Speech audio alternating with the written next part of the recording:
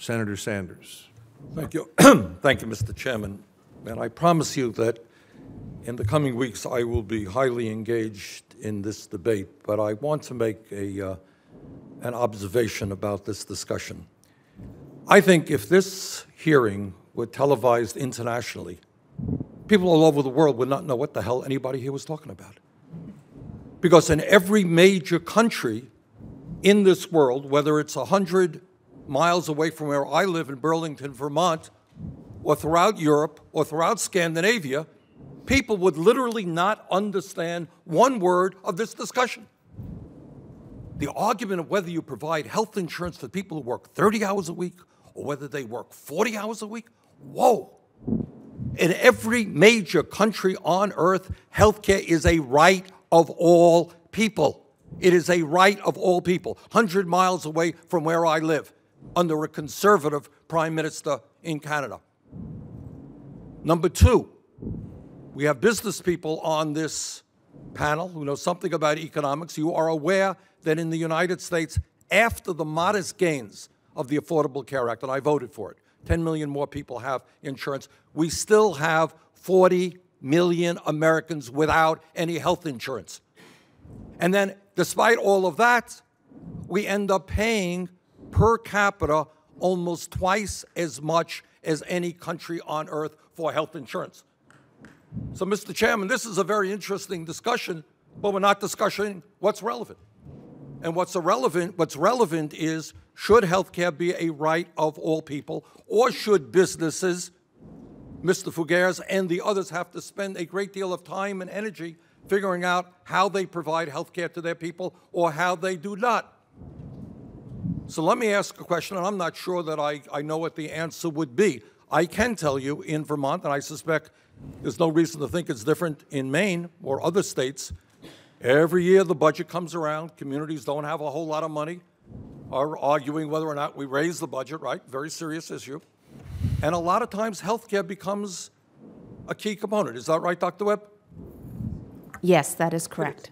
Now let me ask you, and I don't mean to put you on the spot here, or I don't want to go through the whole panel, but if we did what virtually every major country on earth did, is say that health care is a right of all people, not a right for a business. We have the absurd situation where Mr. Fugere feels it his moral responsibility to provide good health care for his workers, and thank you very much for that.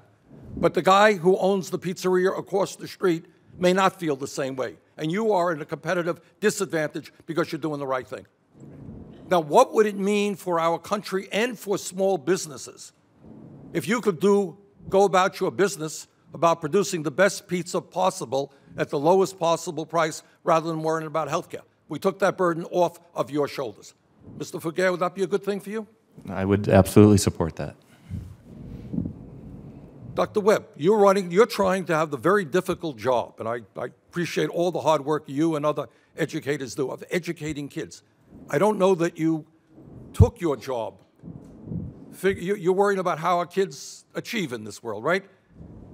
Did you really want to get into the healthcare business when you took that job? I mean, if we lifted that burden off of you so that we have, town meetings every year arguing about the budget. I guess it's similar in Maine, all right? It is very similar, and we are being asked to do more with less and less. I mean, it's interesting to me that I became superintendent in 2008, and for the last figures presented in 2013 by the Maine Department of Ed, my per pupil costs are the same.